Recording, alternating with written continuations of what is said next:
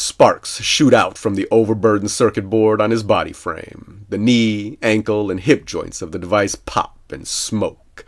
Emergency programs activate, and the rest of the body frame locks up to prevent any more undue strain and or damage to its mechanical systems. Krellikar fingers his control bracelet to override the emergency locking programs and disable the power feed. His body frame goes limp. The entire construction, now a loose connection of hydraulic pistons and tubes and clamps and plates and bolts and rods and straps and pads, hangs from the engineer's soaring body like junk ornamentation. Nearing the apex of his leap, Krellikar looks down with no small amount of awe. He's jumped too high over the ship. Much too high. He has no sense of having failed in this respect, though, because he's never tested the limits of the power assist body frame. He supposes not testing it is a failure of a sort, but he hasn't needed to know how far he can jump in the thing before now. Gradually, as he feels Waghosha's merciless gravity pull through his bowels, meters above his target access hatch, Krellikar's opinion about not testing the body frame's physical capabilities graduates from a failure of a sort to a grievous lapse in judgment. If he ever makes it off Waghosha alive, he promises himself to forever after learn all the limits of all his gear that he can think of. Returning to the matter at hand, Krellikar fully extends his limbs. The purpose is to lessen the pain of his landing by eliminating any small, sharp points of contact, to disperse the force of his impact over the widest possible area. His only concern is that he's never practiced a breakfall from anywhere near this height in his life. The contemplation of whether or not he can avoid injury comes to an abrupt end as Krellikar crashes onto the hauler's topside with mind-scrambling finality. Breath shoots from his lungs. His vision fragments in a kaleidoscope of color, light, and shade. The sound of the landing, which should have resounded like a gong throughout the inside of the ship, is instead reduced to something resembling the dull, airy flap of folded linen sheets striking the ground. It is doubtful the sound was even able to penetrate the hull. Krellikar would normally appreciate the effectiveness of his mute suit's sound-dampening capabilities, but the struggle to regain cognition, not to mention respiration, is overwhelmingly consuming. His entire body throbs with torment, and his strength feels like it's being drawn out of each of his cells by the planet itself. With an effort powered by near superhuman determination, Krellikar lifts his head up off the ship's hull. He strains to steady his movements. The numberless facets of his shattered vision coalesce with the intense muscular effort, so much so that he now only sees 3 overlapping versions of the world. He looks around to find that he's landed maybe 2 or 4 or perhaps 6 meters from his target access panel. He scrambles toward the middle vision of his target panel like a newborn turtle hustles over sand to the sea. Spots swim across his sight as he pushes his body through its shock. He labors heroically against Waghosha's crushing gravity, gulping air like a fish out of water while he strains to see straight. Having failed to find purchase on 2 of the 3 overlapping hatches, Krellikar arrives at the actual panel door, grabs the access handle, and turns it to disengage the airtight seal and lock. 2 full turns of the handle pops it open just enough to get his fingers under the lip of the door. With what feels like the last of his strength, he lifts the door and pulls himself into the hatch by the sheer force of his will. A few meters lower, he lands hard on the closed inner airlock portal.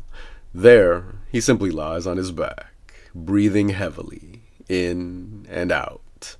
The air in the maintenance airlock sits hot and heavy in his lungs, tastes stale, smells like the space hasn't been used since the ship was manufactured. A grimace distorts Krellikar's face, causes sweat to run into his eyes. His fingers twitch in response, but he doesn't have the energy to lift his arm to wipe his face. So he blinks until the excess moisture is gone. Several moments go by. He continues to lie there, wondering with equal parts irritation and amazement how much more he can possibly sweat before dehydration becomes a mortal concern. Despite this macabre thought, his condition improves. The spots darting around his vision fade, and Krellikar finds himself pleased to note that he only sees 2 of everything now. He is also pleased to note that since he wasn't able to open the maintenance hatch very wide, it closed behind him when he fell into the ship. Perfect. However, he is certain it hasn't locked. He purses his lips. He'll have to deal with that later. He breathes in, breathes out. Through his quick work at the edge of the landing pad, he was able to link his phantom harness to the hauler's command systems and successfully disable the ship's maintenance door alarms. This practically guarantees an undetected incursion, but a good pilot would see this system outage as a possible problem and investigate, so Krelikar can't rest here long. Once he bypasses the inner airlock portal, gains entry into the ship proper, and secures a comfortable hiding place, then he can relax. He takes a full minute more to recover, deliberately keeping a slow pace to his breath, slow to fill his lungs to near bursting, followed by a slow exhale, an internal technique he learned from his favorite self-improvement vid series, Mastery, Yourself, Your World, the Galaxy, the Universe. He continues to inhale and exhale deeply, slowly, several times to focus his mind and reinvigorate his body. With each inhale, he imagines a healing energy radiating from his lungs up to the top of his head and out to the tips of his extremities. At the end of a minute, his vision normalizes. He attempts to sit up, but discovers he can barely move. He relaxes briefly, huffs out a lung full of air, and bunches his lips in determination. With a long, harsh inhale through the nose, he drags his arms in, turns his palms down, and puts all his might into lifting his torso. Veins that never show push themselves to just under his skin. Krelikar grinds his teeth, growling as he struggles to bring his upper half upright. Hot blasts of breath shoot speckles of snot from his nose, and the red, jagged lines of capillaries crawl their way across the whites of his eyes. He moves a few centimeters. Before long, he submits to the merciless pull of Waghosha. Multicolored spots dance around his vision again. He pants heavily, wheezing with the failed effort to rise. Sweat drips down the side of his brow. A burgeoning regret for the constant use of his power-assist body frame while Imbasamarl gnaws away at his hopes for survival. He hasn't spent a minute on the planet doing anything without it. Not once. Well, there was that one time, but that was in a rented gravity control unit, and it doesn't change the fact that this habit has made him lazy, weak. What he'd thought of as ingenuity has crippled him. Yet another lesson to remember should he live long enough. He lies on the bottom half of the inner airlock portal, sharply irritated with the last year or so of his decisions. Frustration with himself burns hot for an instant. Then the sound of working industrial servo motors brings his mind back to the present. After a brief moment of focus, he places the sound.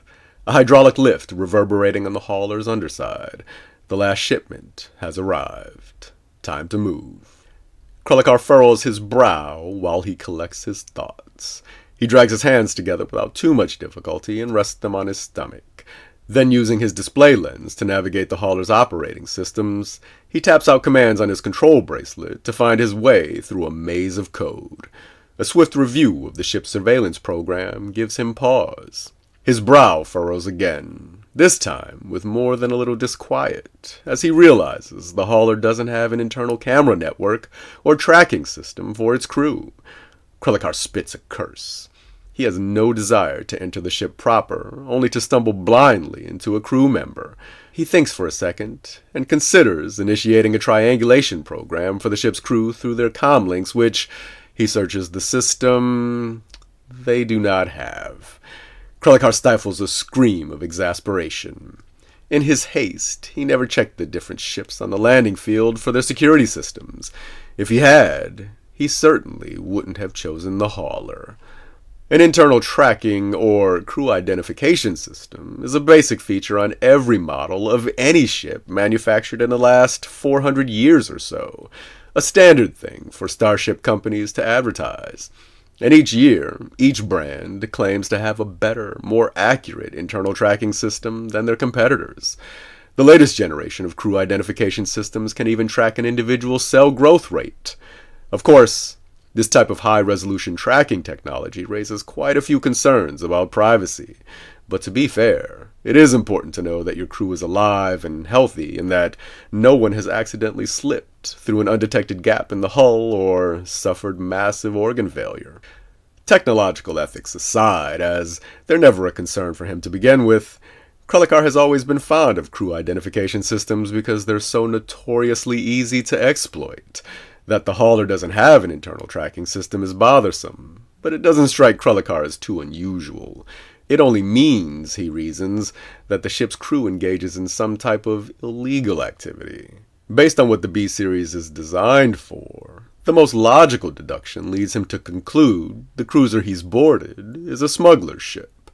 Krellikar supposes it's just as well.